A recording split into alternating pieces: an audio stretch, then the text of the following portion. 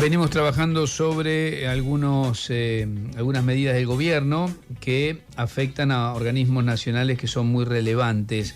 El gobierno nacional decidió transformar al Instituto Nacional de Tecnología Industrial, al INTI, en una unidad organizativa dependiente del Ministerio de Economía. Esto generó mucha polémica porque estamos hablando de un instituto que es fundamental para las industrias, en especial para las pymes. Fue creado en 1957, presta servicios de innovación, calidad, medición a empresas de todo el país y también cuenta con laboratorios que desarrollan tecnología para pymes. Nos pareció interesante poder escuchar, como lo hicimos con el INTA, a productores, a empresarios. Bueno, en este caso empresarios que tienen que ver con la industria. Y como lo hicimos en aquel momento con el INTA, donde escuchábamos a distintos productores decir, momentito, yo puedo estar de acuerdo incluso con la política económica, pero esto es malo. Está con nosotros César Guereta, que es director de la Asociación Directiva de la Asociación de Empresarios y Empresas Nacionales para el Desarrollo Argentino, ENAC. Es propietario además de Sierra Tech Solution, una pyme industrial, y tiene una característica: en algún momento le donó al INTI un equipo de grabado láser. Ahora le voy a preguntar sobre eso para desarrollar conocimiento y aplicaciones en láser en la industria. Primero, gracias por venir, César. Hola, buenos días, muchas gracias. Gracias por la invitación. ¿Qué hace tu empresa específicamente? Bueno, Sierra es una empresa que provee y suministra tecnología a distintos sectores. Metalmecánica, la industria automotriz, la industria farmacéutica, alimenticia, textil. Y el caso del INTI surge en el año 2016 porque nosotros tenemos clientes que habían adquirido equipos. Esos clientes hacen prótesis que van internamente en el cuerpo, y la trazabilidad que se hace con equipamientos láser requiere, diríamos, de que no afecte el material, el grabado y ese tipo de cosas. Y el INTI, o sea, esas prótesis tienen que tener alguna marca. Claro, es una marca que de alguna manera identifica la calidad, identifica la producción, identifica una serie de elementos que tienen que ver con el proceso productivo de la prótesis y que va grabada en la prótesis. Entonces, lo que sucede es que esa grabación tiene que ser cuidadosamente realizada. Los equipos láser pueden poner la potencia que sea, pero además de eso, las características. Y el INTI nosotros nos acercamos al INTI porque de alguna manera podíamos, a partir de nuestros equipos, hacer que quienes usaban las máquinas lograran la calidad necesaria para competir internacionalmente con las prótesis, teniendo la calidad y la durabilidad que requiere tener y que no haya un fallo y ese tipo de cosas. Las empresas competían con otras empresas internacionales y tenían clientes en otros países, entonces requerían, diríamos, de un producto de alta calidad para competir y para tener los estándares necesarios para grabar. Bueno, eso fue un trabajo junto que hicimos con el INTI, que después... ¿Pero qué hicieron? ¿Le regalaron a ustedes el equipo? Nosotros le dimos el equipo de la misma característica que tenían los clientes y de alguna manera para que...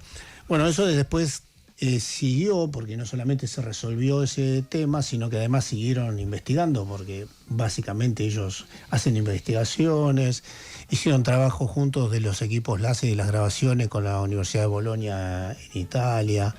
Hicieron trabajos, como siempre, reconocidos, porque el INTI tiene un reconocimiento internacional importante. Y bueno, a nosotros nos llenó de orgullo el hecho de haber colaborado, pero eso es una muestra más de, como la nuestra, de lo que se puede hacer con el trabajo conjunto entre el Estado y las empresas, entre por ejemplo, el Estado en este caso. Y las empresas. Y perdóname, ¿en qué los afecta a ustedes que el INTA tenga este nuevo estatus? A nosotros nos afecta porque... Cuando digo a ustedes me refiero a las empresas industriales más pequeñas. Bueno, tengamos en claro que el INTI tiene unas capacidades enormes. Y si se les disminuyen las capacidades y el poder, diríamos, de poder tomar sus decisiones, diríamos, como lo están haciendo hasta el momento, ellos lo va a suceder y lo va a disminuir. Le va a disminuir la categoría. Y la relación con las pymes va a terminar deteriorándose y la calidad de los productos va a terminar deteriorándose y en definitiva estamos perdiendo competencia a nivel internacional de los productos que las pymes hacen con lo que el INTI puede desarrollar. O sea, en el mercado local no los afectaría tanto como cuando quieran llegar a exportar. Más o menos, porque en definitiva nuestros clientes van a tener que empezar a competir en el mercado local con productos importados. Entonces, en definitiva, termina afectando al mercado local y sus exportaciones de los productos con la calidad requerida. A ver, para que se entienda mejor, una empresa X, una pyme industrial, no sé si de qué tipo podría ser, ¿en qué se beneficia de que el INTI esté funcionando con autonomía? Fundamentalmente en las métricas, porque en este caso, que es lo que nosotros vemos en la métrica, si nosotros grabamos una prótesis y no está dentro de los parámetros de durabilidad de la prótesis, en definitiva esa prótesis se puede romper en un tiempo prematuro al que debería romperse. Perdóname, ¿y el INTI lo controla eso? El INTI lo controla porque ellos tienen, además de los profesionales que trabajan ahí, tienen los elementos necesarios, también otros equipos que les provee el Estado, que permite que controlen esa calidad. ¿Y el temor es que no lo haga ahora? El problema es que se va a deteriorar y no va a haber el aporte del Estado a soluciones específicas para mejorar la capacidad de las empresas. No, y también imagino yo, en algún punto les baja la vara, más allá de la exigencia que uno pueda poner, muchas veces tenés que producir en función de lo que te requieren para probártelo y eso va a bajar y van a terminar haciendo cosas de menos calidad. Exactamente, y eso muchas veces es la medición de eso, tienen que solamente ellos lo pueden hacer, porque son expertos y además tienen el equipamiento que durante años fueron adquiriendo para poder medir esas calidades.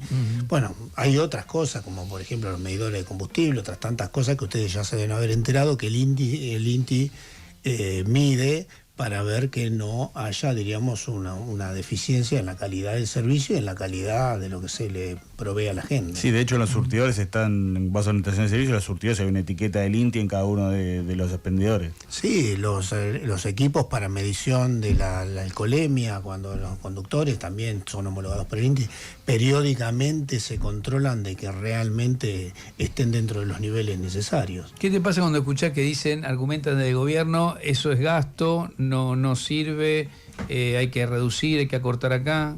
El INTI, el 30% del presupuesto del INTI se lo generan ellos mismos, esa cosa bastante rara, porque obviamente normalmente son organismos que funcionan para el mejoramiento y el desarrollo de las empresas. O sea, me parece que el gobierno tendría que hacer lo que sea cada vez más fuerte, porque es una herramienta de competencia a nivel internacional, como lo estuve comentando en el caso nuestro en particular. ¿En qué esta opinión tuya que expresa, me imagino, por eso estás acá, te haces el tiempo para venir a charlar con nosotros, expresa preocupación puntual, ¿no? ¿Qué está pasando con el resto de los empresarios? ¿Hay eco a esto? ¿Es algo generalizado? ¿O hay empresarios a los que no le importa que pueda pasar un límite? No. Nosotros, yo pertenezco a ENAC y nosotros tenemos contacto con muchos empresarios y obviamente les preocupa porque tengamos en cuenta que las empresas, las pequeñas empresas, 10, 20 empleados, no pueden incorporar un centro de investigación dentro de la empresa. O sea, el INTI es un complemento necesario para todas las empresas. O sea, no hay manera de que nosotros podamos incorporar ese elemento, diríamos, de control y desarrollo dentro de las empresas. Las grandes empresas pueden hacerlo, pero muy grandes pueden tener un departamento de desarrollo, igual habría que contar cuántas son y las que realmente lo tienen. ¿Y qué porcentaje de la totalidad de las empresas en el país representan las pymes? ¿Qué porcentaje? Del total de empresas que hay en Argentina, ¿cuántas son pymes? No, nosotros tenemos 490, por 70% son pymes, hasta 10 empleados. O sea, son muchas, claro, que necesitan contar con estos servicios. Bueno, hoy se conoció de hecho la noticia que renunciaron el secretario de PYME y la industria y las áreas quedan como delegadas a otro sector. ¿Esto les cambia a ustedes en algún punto la relación con el gobierno? ¿Los afecta en alguna? A nosotros, cierran 40 pymes por día. ¿Están cerrando en este momento 40 pymes por día? ¿Eso es un estudio de ustedes? Sí, eso es un estudio que hicimos nosotros y además de cerrar 40 pymes por día, O sea, eso es una afectación directa que yo me pregunto, dice, el presidente dice que no hay cadáveres en la calle, ¿no? Y las 40 pymes por día que cierran, ¿qué son? Y sí, son cadáveres, sin duda. Y que dejando... mira, me impresiona porque ayer escuché al de la Unión Industrial hablar de 1.500 puestos de trabajo menos por mes. Por mes. El número de ustedes es todavía mayor, entonces. Es mayor, porque muchas veces las pymes no hay muchos números. Nosotros hacemos una encuesta permanente que nos da información. O sea, digamos una cosa, si estamos hablando que el 30% tiene rentabilidad positiva, o sea, eso es una cuenta regresiva. ¿Y ya empiezan a tener algún impacto directo de la suba de las tasas de interés? Porque para controlar el dólar se fueron a más del 70% y eso costó más a la hora de tomar crédito. Nosotros tenemos que, por ejemplo, hace 3 años atrás el 50% pensaba invertir. Ahora es muy poco el nivel de empresa que empiezan a invertir. Eso significa que las inversiones no tienen garantía de que las inversiones que hagan van a llegar a buen puerto. Sí. Por falta de consumo, por falta de opciones de crédito. Consumo, por falta de crédito, porque muchos recurren a bancos, capital propio o bancos, pero si nosotros estamos hablando que la rentabilidad está caída, está muy caída, normalmente los ahorros que tienen las empresas no lo tienen que cuidar mucho porque no saben hasta cuándo su situación lo va a poner en una situación de riesgo de cierre. O sea, nosotros estamos midiendo que hay un 5% de empresas que piensan cerrar. ¿En el sector de ustedes, de pymes? En las pymes, en 5%. Las pymes. ¿Cuántas pymes dijimos que hay? 700.000, sí. 800.000. No, es un número tremendo. Y en contraposición, digo, ¿se están creando pymes o va todo más para cuestiones de contrapropismo, de trabajo más...? La mayoría de las pymes está despidiendo, el 25% está despidiendo gente. No, pues es interesante la postura de lo que plantea Fede, porque hay como una visión en el gobierno al estilo Norteamérica, donde decís, bueno, se mueren algunas, pero crecen otras tantas. Todo el tiempo en Estados Unidos se están muriendo empresas, pero son más las que nacen. Bueno, volvemos a lo mismo. Para que una empresa, como nosotros, cuando nosotros empezamos las empresas, para una empresa tenga la posibilidad de subsistir, porque normalmente muchas en Estados Unidos, y a ellos también lo tienen medido, muchas mueren en el intento, ¿no? Entonces, para poder subsistir tienen que tener herramientas, diríamos soportes, servicios tecnológicos, servicios de todo tipo, bancarios, claro, créditos.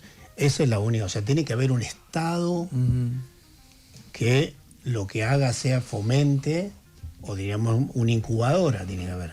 Esa incubadora tiene distintas conexiones, son servicios, crédito, Estado, conocimiento, ese tipo de cosas. Tiene que haber, y obviamente una proyección a largo plazo de que lo que están inventando, lo están haciendo, tenga probabilidades de éxito. En cuanto al empresariado más grande, pareciera que hay una adhesión muy fuerte al plan del gobierno, al modelo que está tratando de llevar adelante. Por lo menos uno lo ve en las declaraciones, en el acompañamiento que hay en cada aparición de Milei. Si bien la vez pasada me dijo un empresario más o menos grande, me dice, ¿qué quiere que no aplaudamos? Como diciendo, aplaudimos a todos los que vienen a un evento. Bueno, pero uno ve que hay un apoyo más generalizado. En el sector de las pymes, ¿en qué coinciden? Si vos tenés que decir, che, en esto sí, pero todo esto no, o al revés, ¿qué? Estamos hablando del plan, hay una tendencia natural que todo empresario quiere pagar menos impuestos. Ese concepto es un llamador importante. Pero si nosotros pensamos que el impuesto es un problema, entonces ahí tendremos que analizar para que, si nosotros tenemos que, si no pensamos pagar impuestos, pensemos que nosotros tampoco tendríamos que tener rutas, claro, internet, del INTI, el INTA, el CONICET. Los impuestos sirven para poder fomentar y generar todas esas instituciones que son útiles. A lo mejor nosotros de las pymes lo vemos como mucho más útiles, porque obviamente nosotros también tenemos que transportar cosas, enviar, tenemos que usar servicios permanentes y todo eso los adquirimos. Bueno, A lo mejor en alguna empresa, una empresa grande a lo mejor contrata pyme para trasladar mercadería. Claro. Entonces no es un problema de la empresa grande, es un problema de la pyme que contrata. Y el impacto en el consumo, porque, a ver, lo que se plantea es que justamente la inflación se mantiene baja porque hay un impacto fuerte de caída de venta, hay un límite ahí que lo pone la caída de ventas. No sé cómo lo afecta a ustedes, por ejemplo. Bueno, por ejemplo, en el primer trimestre del año cayó el 14% el volumen de ventas en el comercio, ¿sí? Bueno, en el segundo trimestre el índice que más nos llamó la atención es que el comercio fue el que más despidió. Mira. En el segundo trimestre... Y eso que está con salario bastante a la baja, ¿no? Bueno, en el segundo trimestre medimos que cayó las ventas de los servicios. Ahora vamos a esperar los resultados del próximo trimestre. O sea, esto tiene un efecto. Claro. Tiene un efecto. O sea, no es que es y ya está. Pasadas las elecciones se va a venir un debate posiblemente sobre un cambio en la legislación laboral que viene reclamado por el Fondo Monetario Internacional, pero que también forma parte de la idea de este gobierno. ¿Ustedes como empresarios requieren un cambio en la legislación laboral? ¿Qué es lo que le pedirían al gobierno? ¿Cómo se sumarían al debate? Las reformas laborales siempre son bienvenidas porque así como se reforman las empresas, se reforman... Lo que sí me parece muy importante, que si se va a hablar de una reforma laboral tiene que haber un protagonismo muy importante de las dos partes, de los trabajadores y de las empresas. Porque nosotros tenemos la virtud, por de alguna manera, o la ventaja de que nosotros somos trabajadores como los trabajadores, pues somos una empresa pequeña, y titulares de la empresa trabajan a la par de los trabajadores. Entonces, conocemos la necesidad de ambas partes. Y muchas veces consensuamos con los trabajadores porque entendemos la situación y la problemática. Nosotros, por ejemplo, hemos medido que el que mayor problemas legales tiene con los empleados son empresas que ya superan los 50 empleados. Las empresas pequeñas tienen menos problemas legales con los empleados. O sea, el acercamiento y el conocimiento te permite abordar un montón de problemáticas. Entonces, la reforma laboral es fundamental que participen ambos porque hay un entendimiento, hay un consenso mayor, pues estamos trabajando, es así como pasa con el INTI. O sea, cuando nosotros empezamos a trabajar con el INTI, nos pasa que el INTI entiende la problemática de las pymes. Entonces, cuando das un trabajo, lo hace siendo consciente de que realmente está ayudando a alguien para el cual ese servicio es fundamental. ¿Tuvieron alguna interlocución hacia usted como entidad? Estamos hablando con César Guereta, que es directivo de la Asociación de Empresarios y Empresarias Nacionales para el Desarrollo Argentino, ENAC. Ustedes ven con preocupación esto que está pasando en el INTI. ¿Tienen algún interlocutor o no hablan con nadie en el gobierno? No, nosotros en general con el gobierno se puede hablar poco porque en general los interlocutores sí tenemos comunicación con los diputados, con senadores, con los cuales siempre les solicitamos que, trabajen fuerte, que tienen todo nuestro apoyo para poder trabajar en estas cosas que para nosotros nos resultan sumamente importantes. O sea, ese acercamiento lo tenemos, pero fundamentalmente a nivel legislativo. En este momento, bueno, directamente les pedimos que tengan, que piensen en esta problemática, con la problemática que generan las pymes, un debilitamiento del INTI o el INTA. César, muchísimas gracias. Queríamos tener una opinión, una mirada. Hay varios empresarios que nos vienen hablando sobre esto. Nos pasó lo mismo con el INTA, ¿no? Los mismos productores, incluso grandes productores, que plantean preocupación por la pérdida de autonomía, por la falta de recursos, la falta de presupuesto, porque se trata de instituciones que tardaron mucho tiempo en construirse. El otro día lo decía el propio Milei, yo me tomé de esa frase, ¿no? Lo rápido que se destruye y lo difícil que es construir una política, un proyecto a largo plazo, como en este caso el Instituto de Desarrollo de Tecnología. Gracias. Bueno, muchas gracias a ustedes y bueno, repito lo que decíamos recién, hay cadáveres que son las pymes. Y son muchísimas por lo que dijiste, me quedé muy impresionado con el número, 40 pymes por día. Exactamente. Están cerrando según el relevamiento que hacen ustedes. Bien, nos vamos. Muchas gracias.